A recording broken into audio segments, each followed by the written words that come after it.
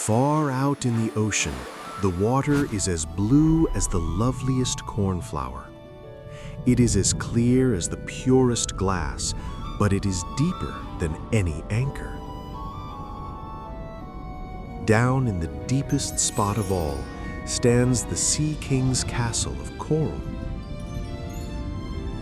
Its walls are coral, and the long, pointed windows are of the clearest amber.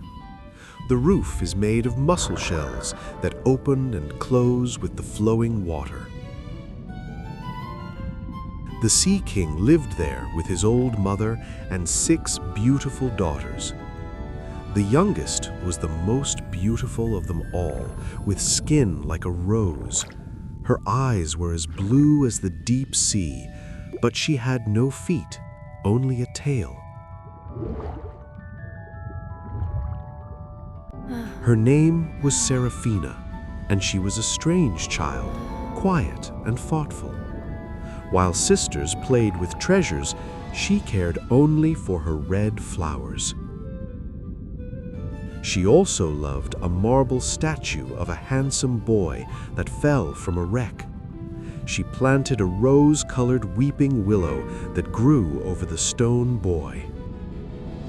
One day, Grandmother said to Saraphina, "When you are 15, you may rise to the surface."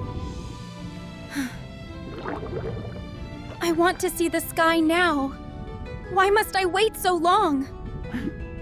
You are safe here. The world above is dangerous. One by one, her sisters turned 15 and visited the world above. The eldest sister saw the city lights, which shone like golden stars. It's huge. The second sister saw the sun setting, turning the whole sky to gold. The third sister swam up a river and saw green hills and human castles. The fourth sister was timid and stayed in the deep sea, playing with whales. The fifth sister saw winter icebergs that shone like diamonds in the sea. Saraphina listened to them all, dreaming of the day she could fly up. Finally, the day came. Saraphina turned 15. She was ready to go. Goodbye, my child. Come back before the sunrise. I will. She gave her word, then swam up fast, light as a small bubble floating in the deep water. The sun had just gone down completely when her head first rose up out of the sea. The clouds were colored pink and bright gold, and the night star was shining very clearly. A large ship with 3 poles, namely masts, was nearby, resting still on the calm, quiet sea. There was loud music and cheerful singing. This was a big party for the noble prince. Looking in the ship's window, she clearly saw the young Prince Eric smiling and laughing. He was good-looking, with dark hair and a smile that looked just like the marble statue. Saraphina could not take her eyes off him. Her heart was beating very quickly in her chest.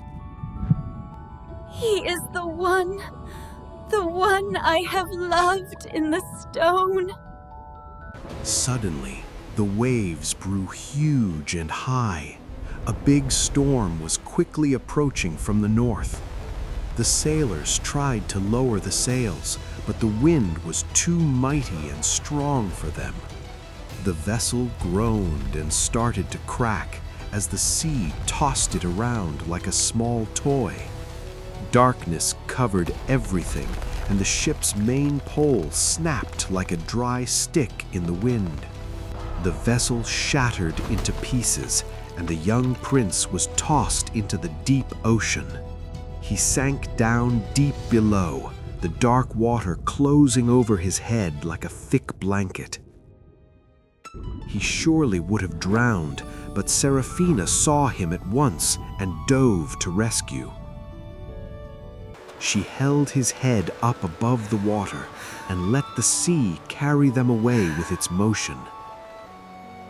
They floated through the night until morning, when the storm finally ended and the sun appeared. She laid him down on the white, soft sand near a beautiful, sacred, holy temple. She kissed him softly upon his forehead and promised to watch over him forever. Suddenly, she heard human footsteps and quickly hid herself behind the large white stones. A young girl from the local temple discovered the prince and woke him up very gently. The prince smiled kindly back at her, believing she was the one who rescued him. Saraphina swam sadly back to her home, her heart heavy with pain and deep desire. She could never forget the prince, nor the beautiful warm light of the human sun. She told her sisters, I must go back. I must see him again. Her sisters helped her find his palace, which stood by the sea. The palace was built of pale yellow stone, with marble stairs to the sea. She watched him from the waves, but he never saw her in the foam.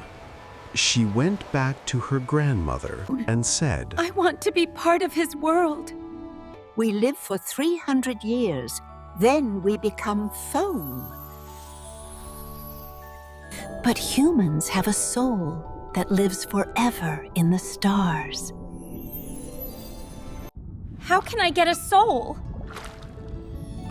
I would give my life for it. You must win the prince's love. He must marry you. Only then will his soul flow into yours. But it is impossible. I will make it possible, and I will go to the witch. She swam toward the worst whirls of water, where the sea witch lived completely alone. The path was filled with grabbing polyps that stretched out to try and catch her delicate tail. She kept her arms pressed tightly to her side and swam through the danger, very quick and brave. She arrived before a strange house built of clean white bones and thick, bubbling mud. The sea witch was sitting there inside, looking elegant yet truly frightening, feeding a toad.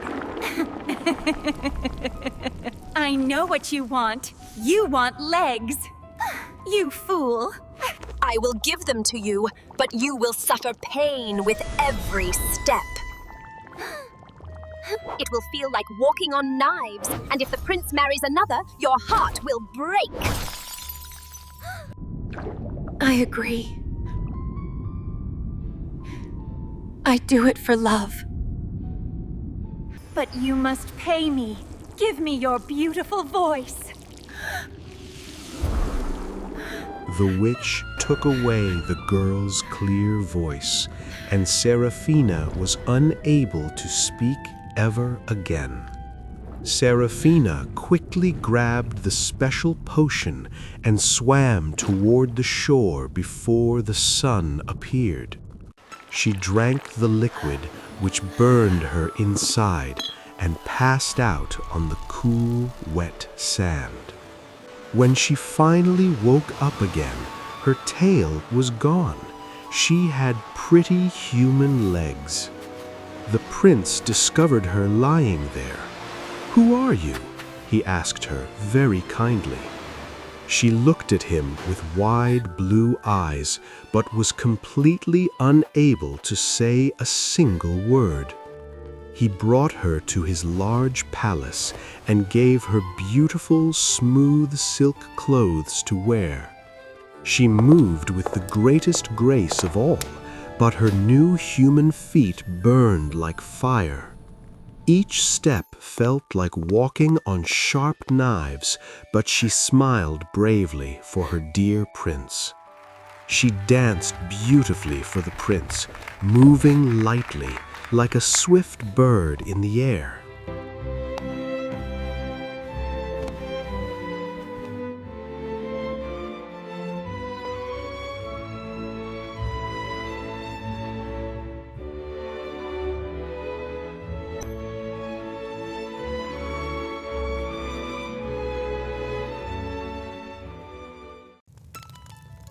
You are my dear foundling.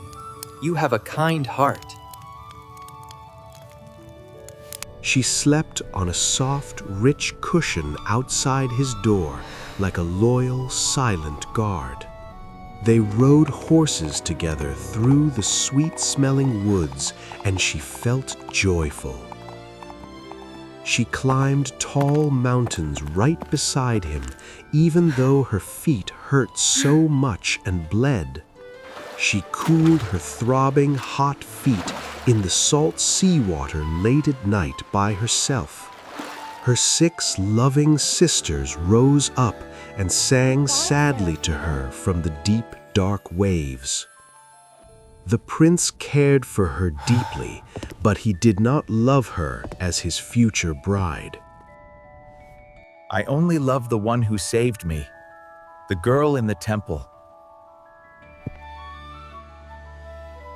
She found me on the beach. She is the only one I can marry. I am the one who saved him, she thought, but I cannot tell him. News arrived that the prince needed to marry a princess from a nearby kingdom very soon. I will not marry her. I do not love her. If I must marry, I would rather marry you, my mute foundling. They sailed off to the neighbor's kingdom on a beautiful ship painted bright gold. Saraphina put on a brave smile, thinking she might still win the love in his heart. But when the neighbor princess finally came, the prince cried out loud in sudden surprise. It was the kind girl from the temple, the person he had been looking for always. It is you, my true love. You found me. Saraphina stood by herself, completely alone, and her heart felt like a piece of cold stone.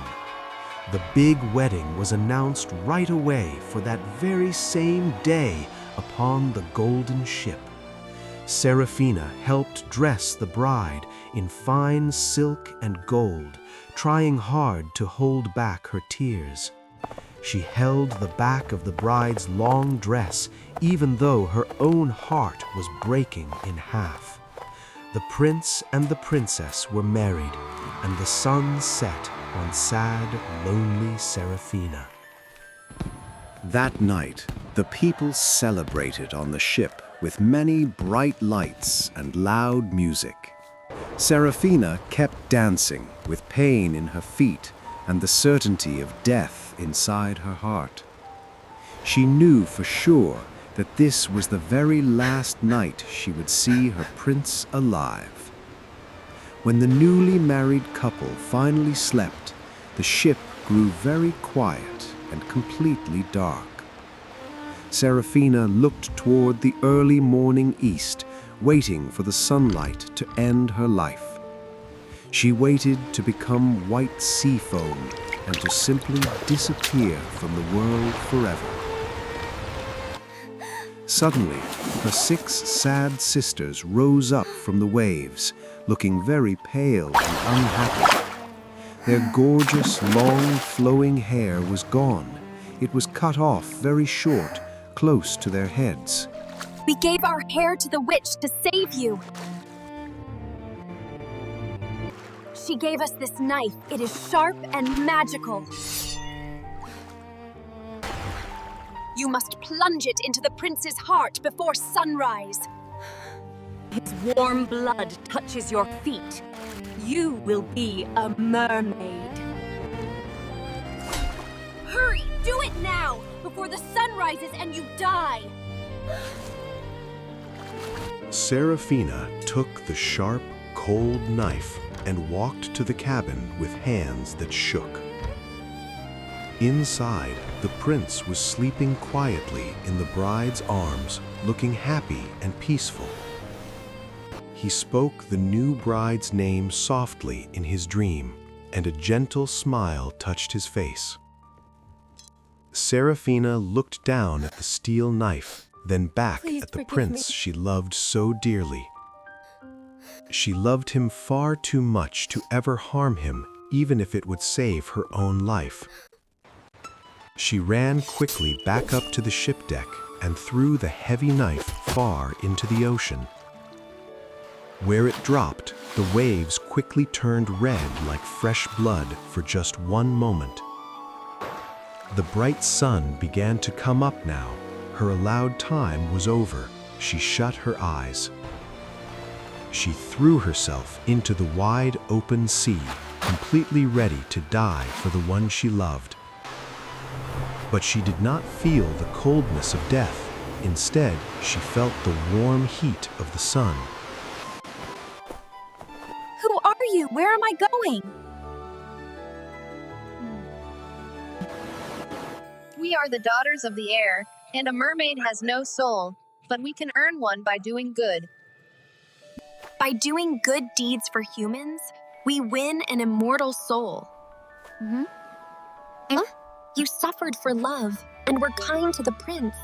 You have earned your place with us. Saraphina looked down at the prince and his new bride for one last loving time. She blew a soft kiss down to them, unseen, like a gentle breeze across their faces.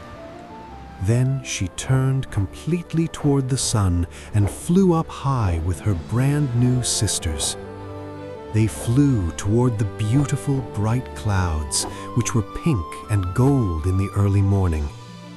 Saraphina had truly found her immortal soul, not through getting married, but through pure love.